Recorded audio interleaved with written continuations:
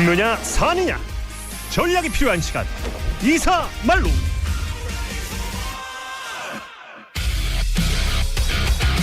죽느냐 사느냐 전략이 필요한 시간 이사말로 윤태곤 더모아 정치분석실장과 함께합니다. 안녕하세요. 네, 안녕하세요. 얘기부터 좀 해보죠. 네. 단일화. 네. 솔직히 그냥 객관적으로 될 것 같아요, 안 될 것 같아요? 아니 뭐 저는 늘 말씀드리지만 저야 모르죠. 그래도 예상. 근데 이제 예. 몇 가지 전제가 있었지 않습니까? 예. 이게 다 합치면은 이길까? 예. 라는 게 말하자면 대전제일 수 있는데 지금 이제 산술적으로 보면은 예. 이길 수 있는 조사도 좀 나오잖아요. 예, 산수로만 하면. 네, 예. 그러니까 뭐 근데 이제 그게 뭐 이준석 후보 쪽이 이야기하고 제가 봐도 실제로 그렇습니다만은 그 단일화됐을 때 현재 이준석을 지지한다고 하는 그 지지표가 이제 김문수에게로 그대로 갈 거냐, 그 화학적 결합이 될 거냐, 예, 뭐 예. 이런 것들도 있는데 어쨌든 대전제 하나는 좀 깨진 게 있는 것 같고 그러니까 이제 뭐 하자. 이야기를 하는 거겠죠.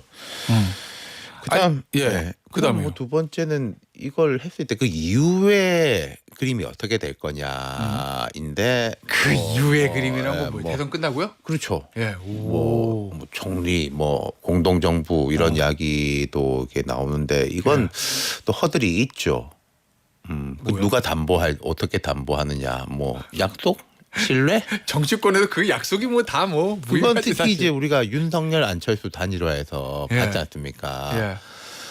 그다음에 이제 그 이겼을 때 이야기잖아요. 예, 이겼을 얘기죠. 그럼 이제 졌을 때는 어떡하냐. 그러니까 이제 이른바 당권론 같은 게 나오는 거겠죠. 예. 그리고 이걸 김문수 후보나 국민의힘 입장에서는 뭐 무조건 단일하면 좋다인데 이준석 후보 입장은 더 복잡한 거 아니겠습니까? 그렇겠죠. 그러니까 안 한다라고 계속 이야기하고 있고 뭐 속마음은 제가 모르겠습니다만 만약에 이준석 후보가 단일화를 선택할 때는 예.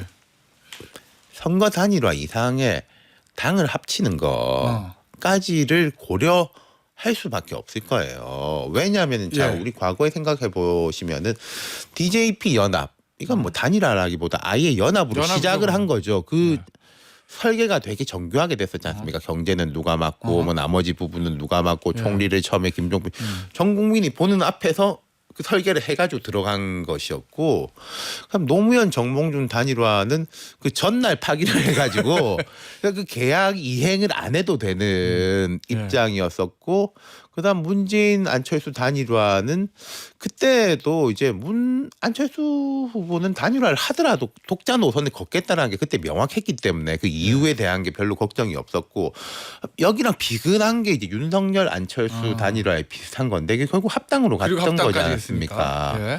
그렇다면 이준석 후보 입장에서 이번 대선에 만약에 단일화, 뭐 양보, 다른 표현이지만은 내용은 같은 건데 그렇게 됐을 때는 대선 이후에 여당이 되건 야당이 되건 따로 이렇게 있을 수 있느냐. 그러니까 단일화를 한다는 건 독자 노선을 훼손시킨다는 거잖아요. 예. 과거 문안 단일화 때 안철수도 훼손됐지만은 근데 그렇지만은 그땐 그 새가 있어가지고 갈 수 있었는데 지금 쉽지 않은 독자 노선을 이제 힘들게 유지하고 있는데 대선이란 제일 큰 장에서 그게 훼손되면은 뭐 원팀 이 이미지가 되는 거잖아요. 그러면 이준석 후보 입장에서는 단일화를 한다는 건 합친다. 그렇죠. 라는 거로 연결되는 거라는 거죠. 그럼 그 얘기는 이런 거예요, 윤 실장. 이준석 후보가 나가서 독자 대혁신당을 차리고 의원이 되긴 됐지만 결국 언젠가는 국민의힘으로 돌아올 거를 생각하면 지금이 제일 좋은 기회다. 아니 단일화를 한다면 그 계속 판단으로 독자 노선을 할 거라니. 걷겠다면은 단일화 안 하는 게 맞는 거죠. 예. 뭐 다음 지방선거나 총선 나가서 자차기 대선 같은 걸 봤을 때 계속 걷겠다라고 하면은 혼자 가는 건데 근데 이게 뭐 아무래도 돌아가야 된다라고 해보니까 하면. 어렵고 그리고 또 이제 국민의힘이 윤석열 전 대통령이 저렇게 되고 뭔가 대선 이후에 출렁거릴 것이고 흔들림이 있을 것이고 또 이제 기회가 있을 것이다. 그거하고 연동될 거예요. 이준석 후보 입장에서는. 근데 그걸 어떻게 판단할지 제가 알 수 없는데 제가 정리해드리는 거는 그까지라는 거죠. 알겠습니다. 아니 이거는 만약에 단일화에서 대선이 100% 이길 거다라고 하면 좀 나을 텐데 네. 만약에 졌을 땐 어떡하지라고 생각하면 이준석 후보의 머리는 더 복잡할 수밖에 없겠네요. 그렇죠. 그럼 그거 맞물려서 나오는 아니 게 그리고 예를 들어서 이기면요. 이기면 김문수 대통령이 저기 이게 여당이 되는 건데 또 야당으로 남아 있는다. 그것도 이상해. 그렇잖아요. 뭔가 과실을 뭐 이렇게 과실을 나눈다 혹은 책임을 같이 진다 같은 말이니까 그렇게 하더라도 이기면 당연하게 합치는 거고 진다 하더라도 단일화를 해버리면은 독자 노선을 걷기는 이제 쉽지가 않아지는 게 있다는 거죠. 이준석 후보가 혹시 그 고민은 없을까요? 일종 명분 같은 건데 예를 들면 뭐 하나만한 가정이지만 뭐 한동훈 후보나 한동훈 전 대표, 뭐 오세훈 시장 또는 뭐 홍준표 전 시장의 후보가 됐으면은 뭐 비상계엄이나 이 부분에 대해서 좀 본인들이 명분이 있을 텐데 이 김문수 후보가 그 부분 때문에 좀 있겠죠. 근데 이제 김문수 후보가 제 생각에는 단일화의 요구 조건으로 이준석 후보가 그걸 건다면은 그걸 수용하지 않을까요? 그리고 그거는 좀 뭐 속된 말 혹은 재밌는 말을 해보자면은 같은 물건을 두 사람한테 팔 수도 있는 거잖아요. 한동훈 전 대표가 요구한 게 거의 뭐 이준석 후보가 생각하는 거하고 그 내용 같을 거 아닙니까? 절연, 부정선거, 뭐 저 강경 유튜버 절연 이런 같은 걸 거니까 한 물건을 두 번 팔 수 있다는 거죠. 알겠습니다. 자 그러면 정리합시다. 현 시점에서 후보 단일화의 난이도 상중하로 나눠보면 아니 이거는 그러니까 양쪽의 문제라기보다는 이준석 후보의 문제다. 왜냐하면 제가 김문수 후보 입장에서는 뭐 다 들어줄게. 아, 내가 대통령 되면 뭐 총리 뭐 지금 뭐 이야기 다 할 건데 이제 그걸 이제 이준석 후보 입장에서는 더 복잡한 거죠. 이게 가능성이 있느냐, 신뢰성이 있느냐. 그리고 또 졌을 때는 뭐 이걸 누가 담보할 수 있을 거냐. 그러니까 당권론에 대해 가지고 저는 이제 그런 생각을 해요. 양쪽 다 말이 비슷하다고 보는 게 이동훈 공보단장에다가 이제 천하람 의원도 그런 말 했지 않습니까? 누군가가 그런 말을 하긴 했을 것 같아요. 친윤 쪽에서 오면은 뭐 우리 밀어주고 근데 그것도 현실적으로 따졌을 때 이준석 후보가 머리도 명민한 사람인데 아니 네가 뭔데? 당권이라는 게 실체가 있는 것도 아닌데 그 말하는 사람이 준다고 하면은 주어지는 거냐? 그건 또 아닌 거잖아요. 그러니까 조직 붙여준다 뭐 이런 얘기 아닐까요? 봤지 이번 대선 경선에서 우리의 힘을 뭐 이러면서. 그러니까 뭐 예를 들어 가지고 그때 뭐 자유통일당 계열이라든지 뭐 이제 윤석열 전 대통령 탄핵 반대했던 이 조직을 붙여준다. 그 제가 만약에 이준석 후보 입장이라면은 모르겠습니다. 그게. 알겠습니다. 어쨌든 지금 제일 단일화가 급한 사람은 김문수 후보인 건 맞는 거예요. 아무래도. 그러니까 근데 제가 이런 뭐 복잡한 점을 이야기했지만 대전제 합이 올라갔다라는 점하고 어쨌든 최근에 보면은 이재명 후보 좀 하락세, 그다음 나머지 상승세는 맞죠. 그 흐름은 왜 나오는 것 같습니까? 어떻게 보면 선거 막판으로 갔으면 진영이 결집해서 당연한 어떤 수순으로 가는 거예요? 아니면 두 가지가 맞물려 가는 것 같은데 국민의힘 캠페인을 보면은 뭐 여전히 부족함이 보입니다만은 처음보다는 나아지는. 그렇지 않습니까? 국민의힘은 처음이 워낙 안 좋았기 때문에 이건 갈수록 나아지는 효과가 있을 수밖에 없어요. 근데 이제 국민들이 볼 때는 지난주보단 이번 주가 낫고 이번 주보다는 다음 주가 낫네. 제 생각에는 아마 이번 주가 사실상 마지막이지 않습니까? 뭐 그렇죠. 캠페인은 이번 주가 더 나을 거예요. 어저께 뭐 예를 들어서 한동훈 후보도 김문수 옷도 입었고 어저께 처음 입었죠. 뭔가 또 더 올라가는 것을 고민하게 될 것이고 윤석열 전 대통령 같은 경우에 그 영화 관람이라는 대형 이벤트 이후에는 꼼짝도 못 하고 있잖아요. 뭘 할 수가 없는 상황 아니겠습니까? 했다 하면은 정말 제가 그 뒤에 말은 안 하겠습니다만은 그런 상황인 것이고 그리고 민주당을 보면은 이게 민주당은 겹치는 건데 이재명 대표가 한 지난주라든지 이때 제가 볼 땐 별로 안 좋았어요. 어떤 점이요? 왜 말을 이렇게 좀 더 과하게 할까?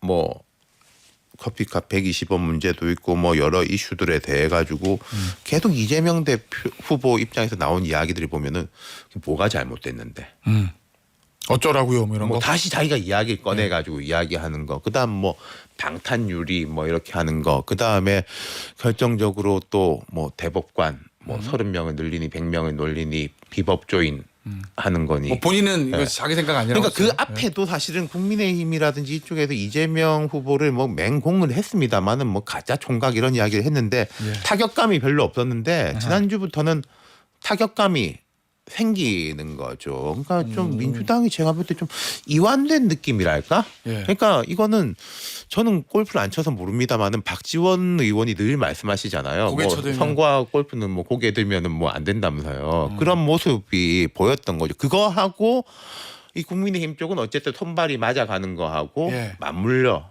간 거죠. 그러면 이재명 후보가 지지율이 주춤하게 되는 대표적인 장면 역시 그 장면은 말 이겁니까? 그렇죠. 그리고 말과 당에서 이제 제가 한 달 전부터 계속 말씀드렸지 않습니까? 사법부에 대한 거 지금 하는 거 별로 안 좋다. 그리고 이거를 뭐 아무리 선대위 따로 당 따로라고 해도 예. 사람들이 그렇게 안 볼 거다. 뭐 그대로 된 거죠. 자, 그래서 그런지 어제 이제 기자간담회를 했어요. 네. 이재명 후보가 발언들 보면 비상경제 대응 TF를 만들겠다. 내란 세력은 벌하되 특정인을 겨냥한 정치 보복은 결단코 없을 거다. 네. 저 사법 개혁이나 검찰 개혁 중요는 하지만 지금 당장 시급한 건 아니다. 네. 이런 취지의 얘기들 했는데 그러니까 어떻게 민주당은 평가합니까? 이번 주에는 그 전략 전환을 가져올 겁니다. 아까 말씀드린 그런 걸 안 하고 이런 예. 쪽 통합, 예. 중도 확장, 고개 숙이고 국민들의 이제 불안감을 낮추는 쪽으로 예. 하겠죠. 그리고 제가 만약에 민주당 쪽이라면 민주당은 사실 쓸 수 있는 카드가 되게 많으니까 뭐 내란 뭐 이런 것도 있겠지만 국정 운영에 대한 준비가 어떻게 돼 있느냐 그런 데서 차별성을 보일 수도 있겠죠. 뭐 예. 예컨대 좀 캐비넷의 일부를 좀 이렇게 보여준다든지 오, 뭐 아, 그런 청사진 것도 일종의. 예, 가능할 수가 있겠죠. 김문수 후보도 어제 얘기했어요.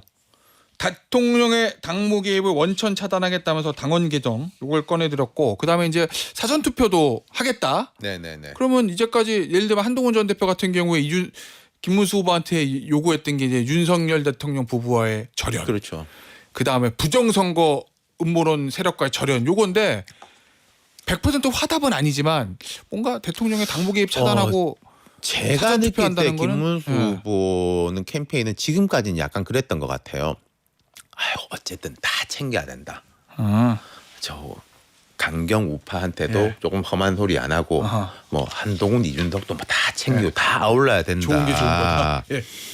였는데 이번 주에는 제가 김문수 후보한테 이제 조언을 한다면은 가운데로 가야죠. 이제는 아까 그 할 수 있는 조건이 만들어진 게 한동훈 전 대표의 이제 유세 부분도 있는 것이고 그다음 이준석 후보하고의 단일화 부분도 근데 이준석 후보 입장에서 이게 곤란하겠지만은 김문수 후보 쪽에서는 과감한 중도화를 하면 이준석 후보가 느끼는 단일화 압박은 더 커질 거예요.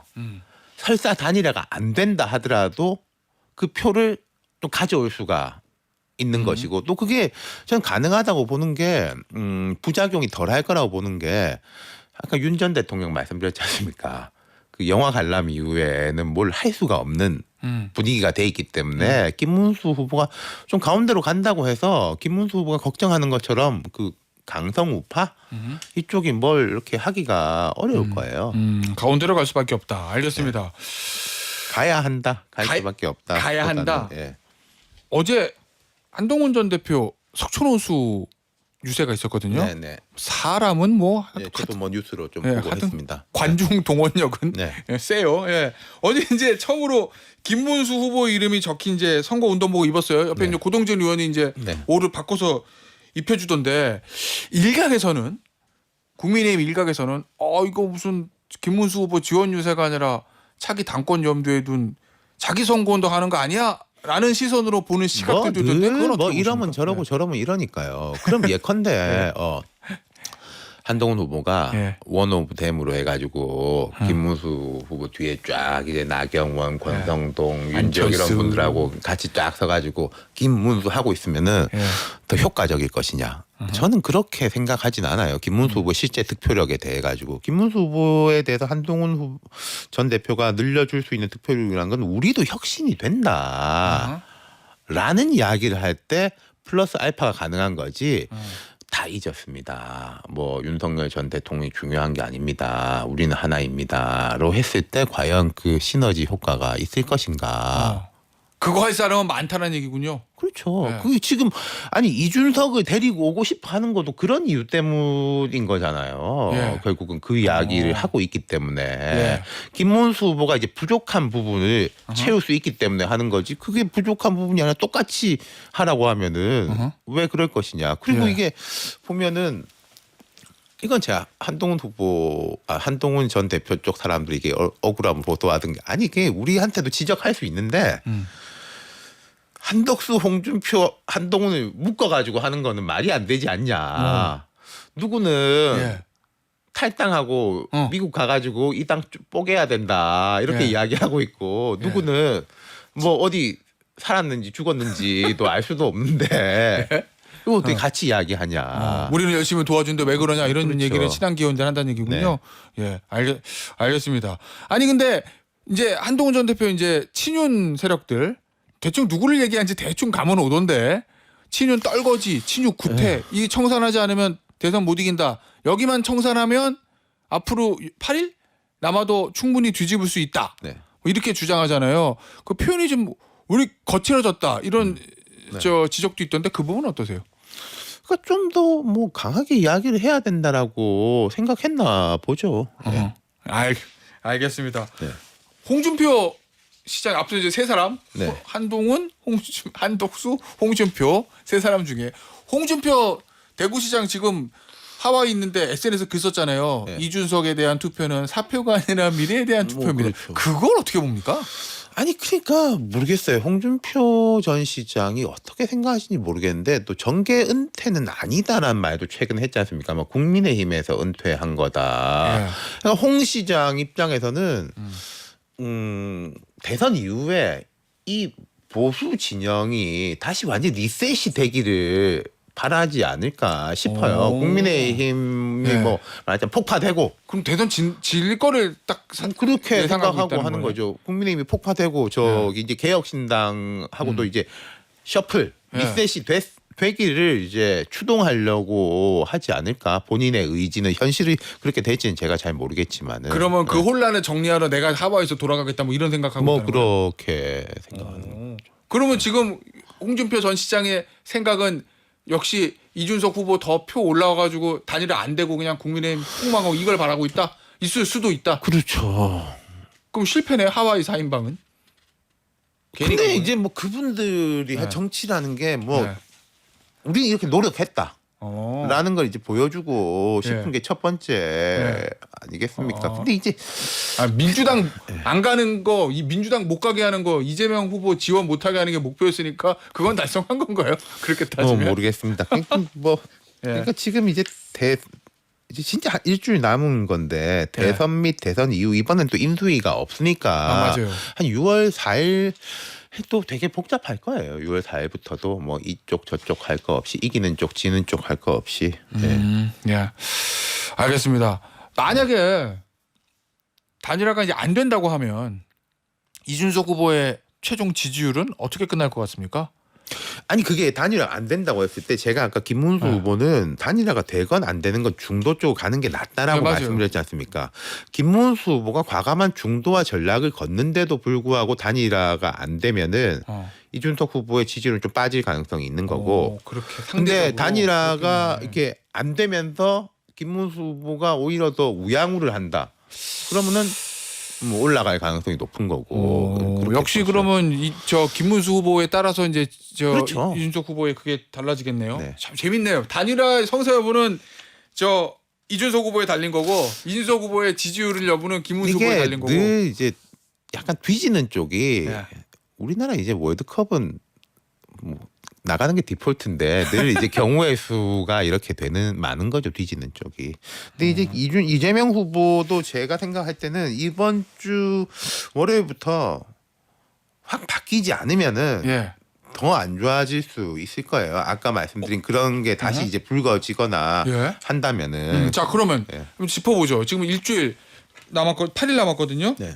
이제 이제 끝났어요 거의. 왜냐면 여론조사 공표 금지 기간 돌아오죠. 사전 투표 시작이면 이제 내일 모레 시작이나 마찬가지인데. 내일이 마지막 토론인 네. 것이고 이제 목금이죠 사전 투표가. 그러니까 예. 사실 화수요일까지 월화수 3일 4일 남은 셈이죠. 남은 기간 동안 뭐 해야 됩니까? 각 후보들.